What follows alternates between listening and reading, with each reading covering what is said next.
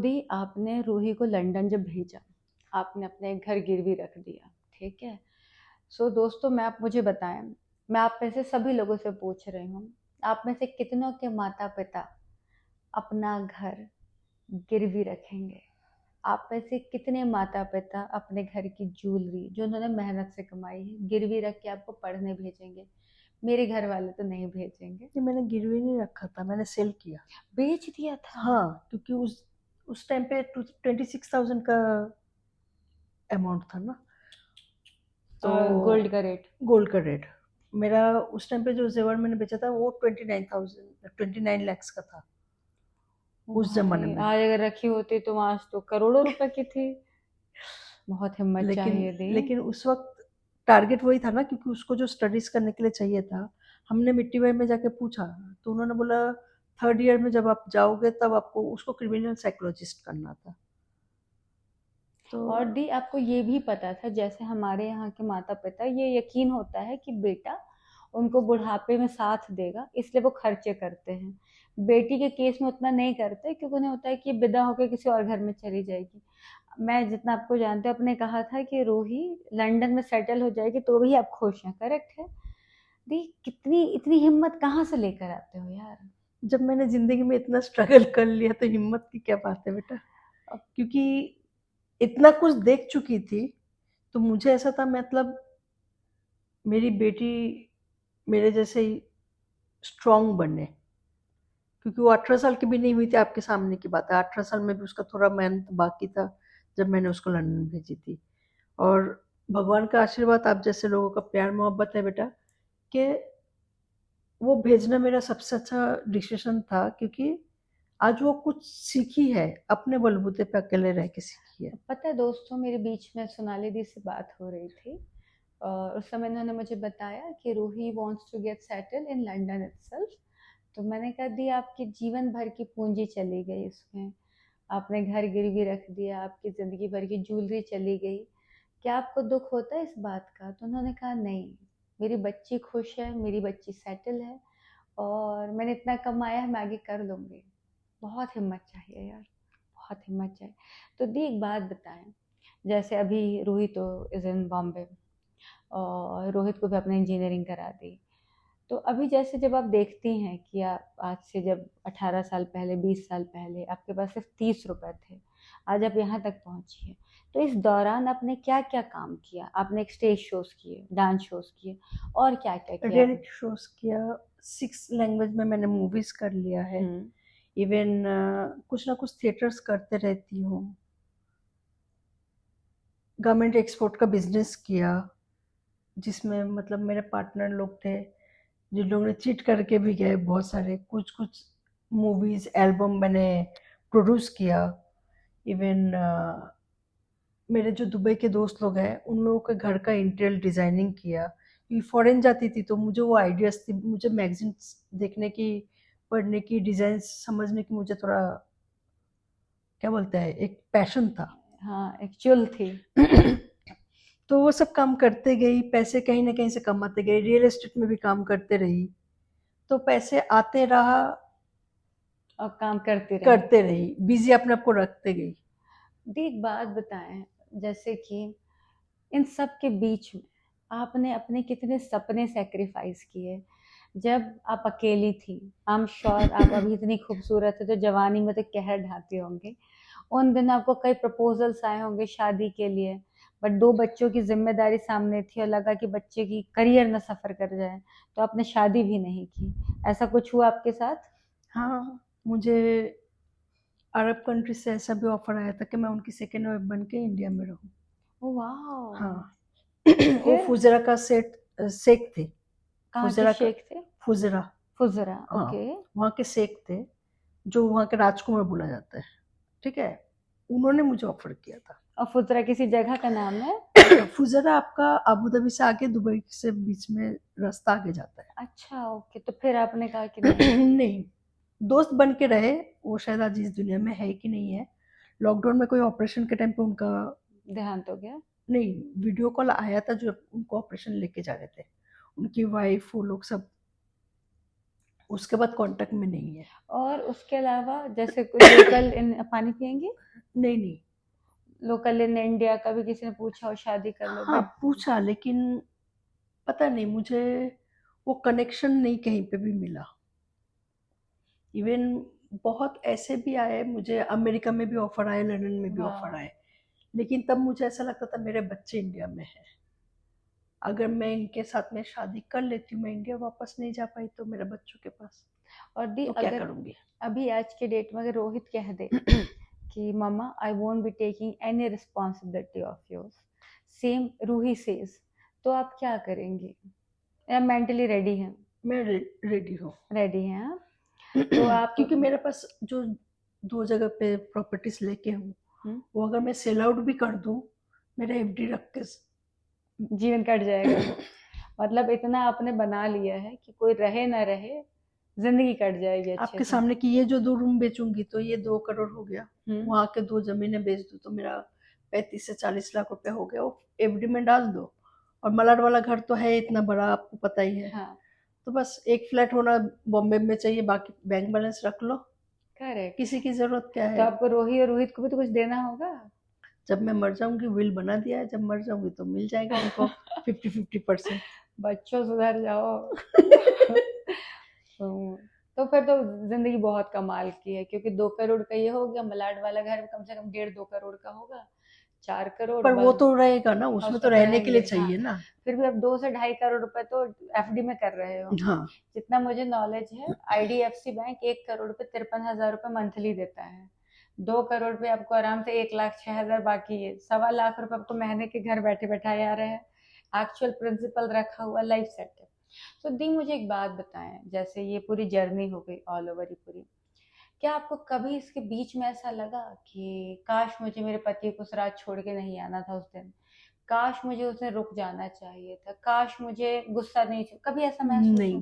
नहीं। मैंने बहुत अच्छा डिसीजन लिया, हम्म। क्योंकि जब मैं उनके साथ में थी, मेरा एक ना इतने एक बाउंड्री वाला जिंदगी थी। जब मैं बाहर निकली ना, तो मैं यहाँ तक पहुंच पाई, जो मैंने मेरा बच्चों को लाइफ दे पाई वो मैं दे पाई, क्योंकि उन लोगों का एक थिंकिंग होती है, बच्चों को पढ़ाई में शायद इतना नहीं खर्च करते हैं। कोई नहीं करता। और मेरा, हम बंगालीज ना थोड़ा माइंड सेट रहता है फ्रीडम। हाँ, ये तो है। लोग बोलते हैं बोल्ड है, पर वो बोल्डनेस नहीं है, ये सोच है। हमको हमारे माँ बाप ने कभी सवाल नहीं किया, तो मैंने मेरे हस्बैंड को भी कभी सवाल करने नहीं दिया। ओके। मैंने मेरे बच्चों को भी नहीं। तो मैं मेरे बच्चों को सीधा बोलती हूँ, जो बोलना है मुझे डायरेक्टली बोल दो, मुझे कहीं से सुनने की जरूरत ना पड़े। करेक्ट। तो दी मुझे एक बात बताएं, जैसे आज की डेट में किसी भी लड़की को अगर शादी करनी है तो वो चूज करती है कि लड़का रिच हो, सेटल हो, ये हो। आज की डेट में प्यार सिर्फ एक शब्द रह गया है। और आज की डेट में अगर मैं किसी से बात करूँ, like if I speak to any of like my artist और एनी एक्टर एनीवन, वो कहते हैं कि यार इतना हो, क्योंकि लड़का धोखा तो देगा ही, कम से कम जब उसे छोड़ेंगे तो उन्हें एलिमनी मिल जाएगा। इस कॉन्सेप्ट के बारे में आपका क्या कहना है? नहीं, ये गलत कॉन्सेप्ट है। मैंने मेरी बिल्कुल। बेटी को एक ही चीज सिखाया है कि जितना बनाना है, जैसा मैंने जो एज तक बना लिया था, एटलीस्ट ये 2 घर तो था ना मेरे पास। आप 28 की एज में अपने घर बना लिए थे हाँ, ना? है ना, तो आज मेरी बेटी भी वही है। हम्म। तो मैंने उसको एक ही चीज सिखाया, भले और एक्चुअल में वो बना सकती थी, थोड़ा बहुत कुछ बैलेंस बना सकती थी, लेकिन उस दौरान थोड़ा समझ में नहीं आया, यंग एज में थोड़ा बच्चों को नहीं, फ्रीडम, ज़्यादा ही फ्रीडम हो गया था। हाँ।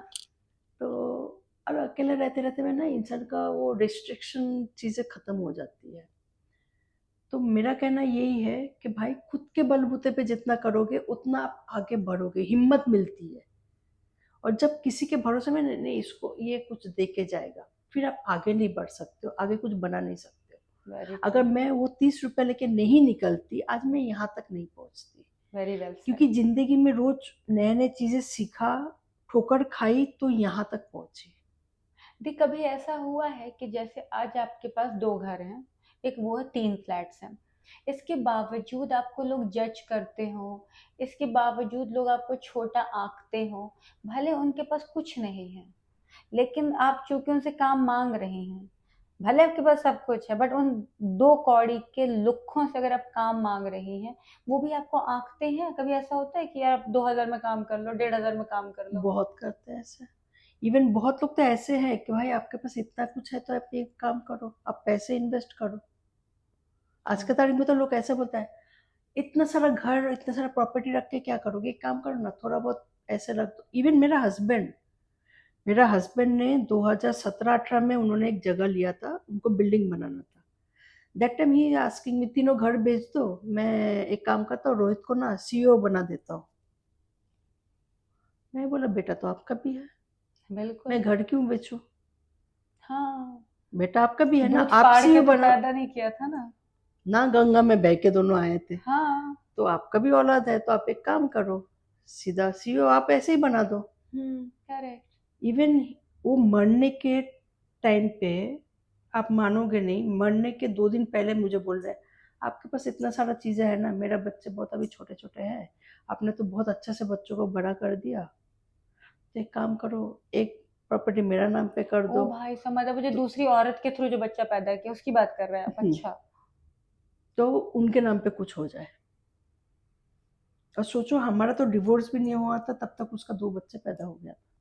ओ बाप रे। मुझे तो ये मालूम तो बहुत बाद, मतलब मेरी बेटी होने के बाद मेरे को जब पता चला, मैं बोली मेरा तो ऑपरेशन कब का हो गया है।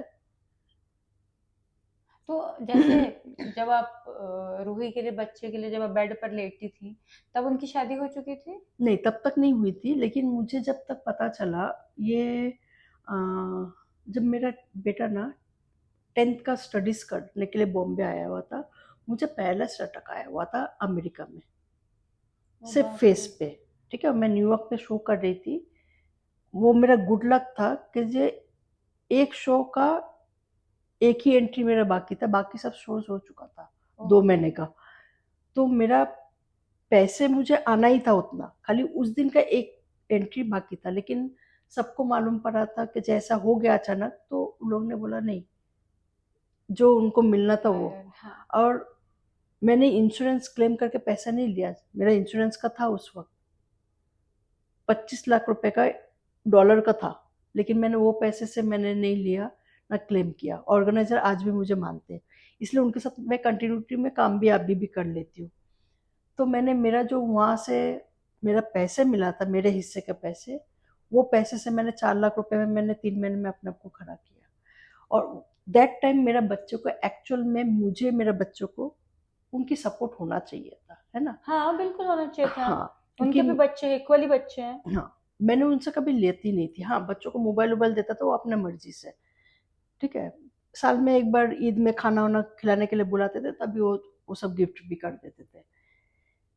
लेकिन मुझे मालूम पड़ता है कि जो सेकंड या थर्ड बच्चे का मुबारकबाद मुझे अंधेरी मार्केट में लोग दे रहे हैं, क्योंकि अंधेरी मार्केट का वो नामचीन इंसान थे। ओके।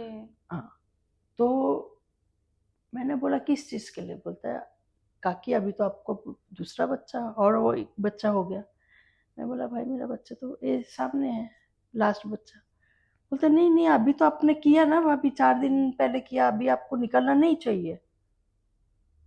ओके।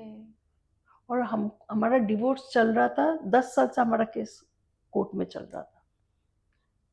और वहां पे कोई एलिमनी सेटलमेंट कुछ हुआ? मुझे तो कुछ चाहिए ही नहीं था। उस फिर म्यूचुअल पे भी इतना परेशानी हुई? हाँ, क्योंकि उसको नहीं देना था। ओ भाई, फिर दूसरी बीवी क्यों लेकर आया?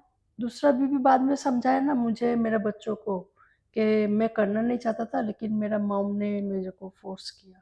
अच्छा, खुद उठा करके बैठा दिया कि तुम शादी कर लो? हाँ, और दूसरी बात है, शादी कर ले, मेरा सवाल एक ही था, शादी कोई भी करा सकता था, आपको रिलेशन करके बच्चे कौन करा सकता है। सही बात है, तो कोई हाथ में पकड़ के तो अंदर डाल नहीं रहा है। चूतिया। सॉरी। सॉरी। तो नहीं, झूठ दी, झूठ क्यों बोलना यार, क्यों झूठ बोलना किसी के हाँ, साथ आप इमोशनली? मैंने उनके नाम पे भी कुछ LIC से इन्वेस्ट किया था, तो मैं जाके उनकी मम्मी के हाथ में फेंक के आई थी, दे के आ गई थी। देन उसकी मम्मी ने उनको दिया, वो फिर मनाने के लिए आए वो सब दी, लेके। एक बात बताएं, कितना टफ होता है एक सिंगल मदर होना, क्योंकि आपको अपने बच्चों को हर बार ये यकीन दिलाना पड़ता है कि तुम्हारा बाप नहीं है, मैं तुम्हारा बाप बाप भी हूँ, भी मैं हूँ, मैं तुम्हारी तुम्हारी माँ माँ भी भी हूँ। हूँ। कितना टफ होता है ये? बहुत टफ। आज मेरे बच्चे मुझे बार बार सुनाते हैं, जिस वक्त हमें तुम्हारी जरूरत थी तुम नहीं थे हमारे साथ में। क्योंकि हम मानते हैं कि जो उस वक्त आप बाप का भी सो दी, मुझे एक बात बताएं, कितना टफ होता है एक सिंगल मदर होना, क्योंकि हर बार आपको अपने बच्चों को यकीन दिलाना पड़ता है कि मैंने तुम्हारे बाप को उस दिन छोड़ा था, मैं गलत नहीं थी, मैं तुम्हारा बाप भी हूँ, मैं तुम्हारी माँ भी हूँ। बहुत टफ होता है। क्योंकि कभी कभी बच्चे आज सवाल करते हैं, जब हम छोटे थे आप हमारे को टाइम नहीं दे पाते थे, हम लोग बोर्डिंग स्कूल में थे, आपसे कुछ भी नहीं सीख पाए, जो हमें आपसे कुछ चीज़ें सीखना था जो हम सीख नहीं पाए। अब बताते नहीं कि पैसे पेड़ में नहीं फलते हैं। वो कभी कभी समझते हैं, लेकिन कभी कभी उनको ये सवाल, कभी मेरे पास सच में जवाब नहीं है। मैं उनको बताती हूँ कि अगर मैं नहीं निकलती थी, साल में मैं मुश्किल से 1 महीना भी नहीं रहती थी इंडिया में, अगर मैं वो नहीं करती तो ये सब प्रॉपर्टीज नहीं बना सकती थी, ना ज्वेलरी बना सकती थी, ना इनको पढ़ा सकती थी। जब मैंने उनको डाली थी तब लाख रुपए पर पर्सन के ऊपर खर्चा होता था ना, लेकिन जब तक रूही निकली 2013 में, तब तक एक जन का फीस ही 2 लाख रुपए हो चुका था, खाली कॉलेज स्कूल का फीस। My God. सिर्फ स्कूल का फीस उसका 2 लाख रुपया था। सो दी, आज की जनरेशन को आप, मतलब आपकी इंटरकास्ट मैरिज थी वो गलती थी, या आपने एक आदमी को ज्यादा अच्छा समझ लिया था और कम एज में शादी कर ली थी, या आपने जल्दी शादी कर ली वो गलती हुई थी, या क्या थी? आपके आज की जनरेशन को क्या एक सीख देना चाहती हैं? नहीं, मेरा आदमी तो नेचर से अच्छे थे, हम्म। इंसान अच्छे थे, लेकिन संगत। आप लोग एक चीज समझने की कोशिश करो, आप जिस सर्कल में आप जा रहे हो, चूज करना आपके ऊपर होता है, कौन अच्छे इंसान है कौन गलत इंसान है। वही चीज आपको आगे बढ़ाते हैं। या तो आप अच्छे के साथ में रहोगे तो अच्छी संगत मिलेगा, तो अच्छे चीजों में आप बढ़ावा मिलेगा। गलत संगत में रहोगे तो गलत चीजों को आपको पकड़ लेता है, और फिर आप उस तरीके से, क्योंकि मैंने बहुत लोगों को आज के तारीख में देखती हूँ, घर के अंदर ना नशे के लिए भी माँ बाप को मारते हैं, नशा करने के लिए, बाकायदा नशे के लिए। और खाली ये स्मोकिंग दारू नहीं है, ड्रग्स तक भी जाते हैं लोग। ये जनरेशन को, हम लोग ने उस जमाने में जब हम काम करते थे, ठीक है हमारे ऊपर प्रेशर था बच्चों को देखने का, उनका खर्चा निकलना है, घर बनाना है, हम नशे में नहीं डूबे रहते थे। आज के तारीख में इनको ऐसा है, एक ही काम करने के बाद इतना स्ट्रेस है, जबकि इनकी शादी नहीं हुई, बच्चे नहीं हुए, किस चीज का स्ट्रेस है? इनको स्मोकिंग चाहिए, इनको दारू चाहिए, गर्लफ्रेंड चाहिए, बॉयफ्रेंड चाहिए। क्यों भाई? फोकस करो, आपको टारगेट बनाना पड़ेगा। हमको ये टारगेट, हमारे पास टारगेट था, घर बनाना है, हमें टारगेट था हमारे बच्चों को अच्छे से अच्छा एजुकेशन देना है, हमारा बुढ़ापे के लिए हमको बना के तैयार रखना है। जैसे मेरा 28 साल में ये घर था, मराठवाड़ा जब तक हुआ मेरा 33, मैं 40 एज के अंदर मेरा इतना कुछ मैंने बना लिया था कि भाई, हमारा भविष्य बंगालीज का सेफ एक्चुअली है। ऐसा होता है, बंगालीज 40 to 45 के एज के अंदर इतना बना लेते हैं कि देन रिटायरमेंट ले सके। रिटायरमेंट लेने लेने की जरूरत नहीं पड़ती, then they are doing work continuously. पर एक चीज है कि दे हैव सेफ कि 60 के बाद नहीं, अगर लेट एज में भी शादी करते हैं, क्योंकि हमारा कजन जितने भी सबको 30 के बाद ही दे गॉट मैरिड।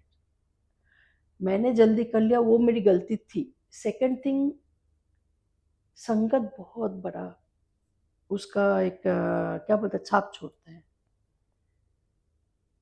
उनकी गलती वही था जो संगत में उन्होंने बचपन से बड़े हुए, जो मुझे नहीं दिखाई देता था। Blind. Love, love is blind.